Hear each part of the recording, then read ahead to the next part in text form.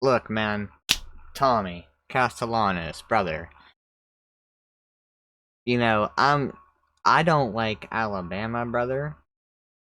I don't like Alabama at all, obviously. Anybody who's been watching my video, y'all know how much I don't like that freaking team. However, even if they had a down year last year, why are you calling this team out, Bill? Like, you're at Florida State, a team who had how many wins last year? You were awful. Like, Florida State was awful, brother. And you're calling out Alabama.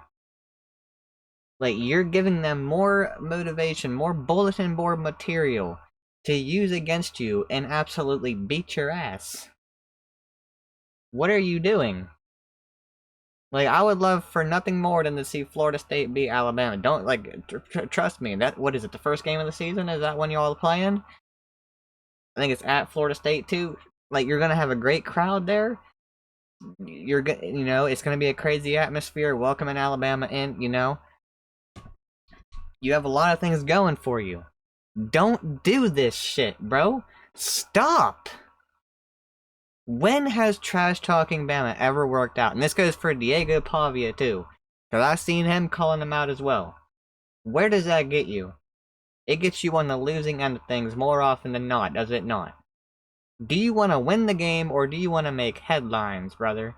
Like, I can understand you're being competitive, this is like your competitive nature. I don't even know exactly what you said, but like calling out Bama in any way and giving them any sort of, more extra what the fuck?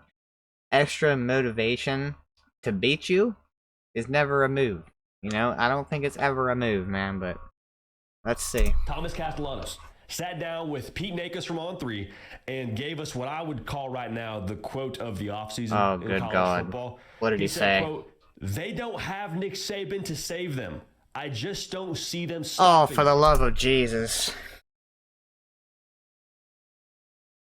They don't have Nick Saban to... So you're giving DeBoer... You're giving Kalen DeBoer motivation to beat you as well.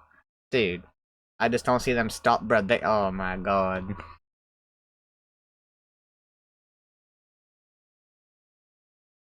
I can see this backfiring. Okay, this is gonna go one or two ways. It's gonna go one of two ways.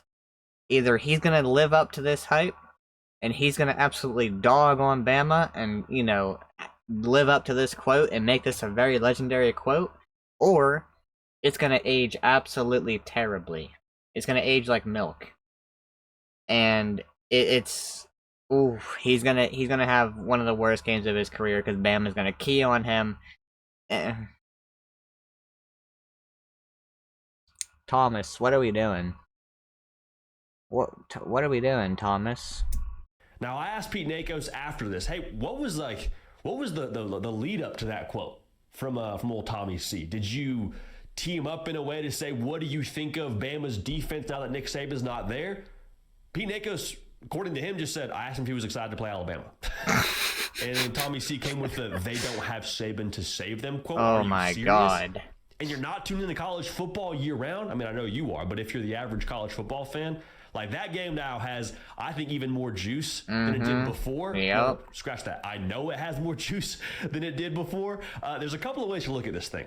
Depending on your vantage point on Florida State and on Thomas Castellanos, I think you view this differently. If you're a coach at Florida State, you're like, Tommy, first it's the no primetime thing, and now it's the they can't stop me because they don't have Nick Saban thing. Like, are we sure we want to go down this path? Like, let's keep it all in house. Let's speak softly and carry maybe say something like that in the team room to our guys. Maybe say that in the locker room, or say that in the meeting room to Gus Malzahn, saying how, okay, I like this and this. They can't stop me defensively, but like to put this out there for the world, Tommy, we're trying to have the element of surprise here, brother. Like this, exactly. Like Florida State's going to be out to prove something as well. Like they just had a terrible season. They're gonna be out to want to prove themselves, have a better season, and you don't want to get off on the wrong foot with a 52-3 beatdown from Bama to start the game on your own home field.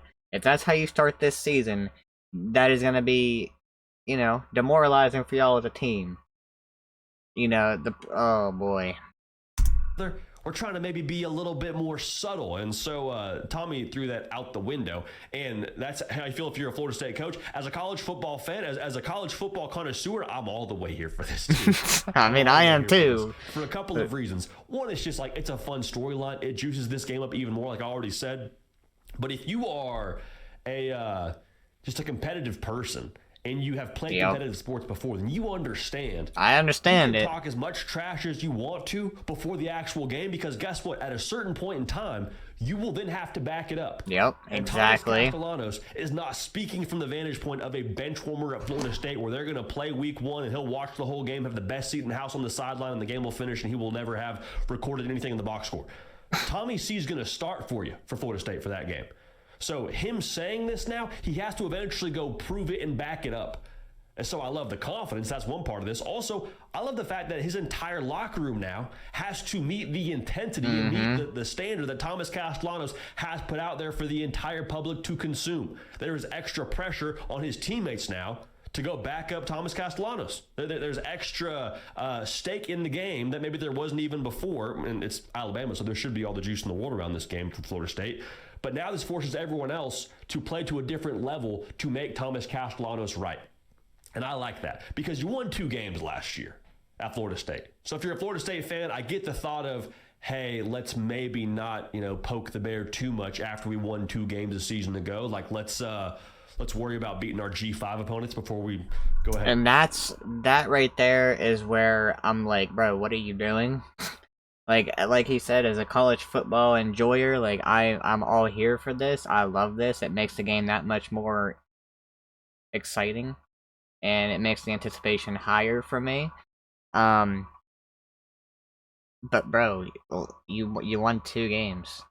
Florida State won 2 games last year, bro. And you're putting more pressure on yourself. There's already a lot of pressure to have a better season this year. Mike Norvell, more pressure on him.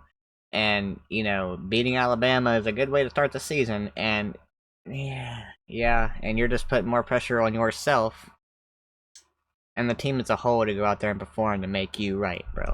And call out Bama. Hear that. But it can't get much worse. Don't you need a little bit of an edge? A little bit of swag? I suppose so, yeah. Isn't that what all the best teams have? Someone that's kind of ready to throw the gauntlet down and everyone else kind of follows suit? I'm all the way. I love this. I love this, and I think in some ways it could bode well for Florida State. I said this in our breakout video. I'm going to say it again.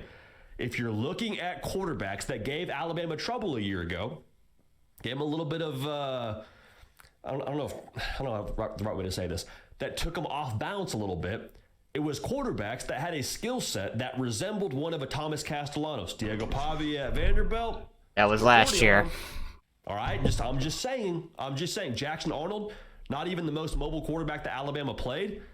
When Oklahoma beat them, yeah, Jalen Miller threw it to their team a couple of times, but Jackson Arnold got busy on the ground, over 100 yards. I'm just saying, Thomas Castellanos and his skill set lines up with what those quarterbacks did well against Alabama that allowed them to win that football game. Even Nico Iamaleava at Tennessee. I mean, a little bit of wiggle to him. So what I will say, though, if you're Florida State, you did surrender whatever element of surprise you had going into this thing. There is no, it's Florida State, they won 2 games. No, you got Thomas Castellanos giving Kalen DeBoer and Kane Womack bulletin board material. Exactly. In the month of June. So again, I love this as a college football fan, as someone who gets to cover this sport for a living, which is hilarious. I also love this because it's just more juice, more excitement. I love it as a competitive person because you then have to go back it up if you're Tommy C and if you're his team. But one more thing I want to add here. Let's just say that Florida State wins this football game. And I know it's double-digit point spread favoring Bama. I understand all that. It may not be the most likely outcome, but let's just say that Florida State wins this football game. Please do. Think about the way that juices your team exactly. the rest of the way. For that sure. Your quarterback called his shot and your team backed him up. In the confidence that you have from that moment beating Bama after telling everyone you're going to beat Bama more or less from that quote, from what I can gather. Think about the way that just instills a different kind of a pep in your step if you're Florida State. And Florida State needs a lot of the things. Pep in their step wouldn't hurt. Wouldn't hurt after what last year was. So go ahead and check that story out from Pete Nakos. That full conversation is phenomenal stuff. A lot of good quotes there from old Thomas Castellanos. But he has thrown the gauntlet down. This game will not be in prime time, but Florida State's quarterback is cutting a promo ahead of things that will make it feel very prime time-ish for those that are tuned in Tallahassee. I can't wait for that game now, dude.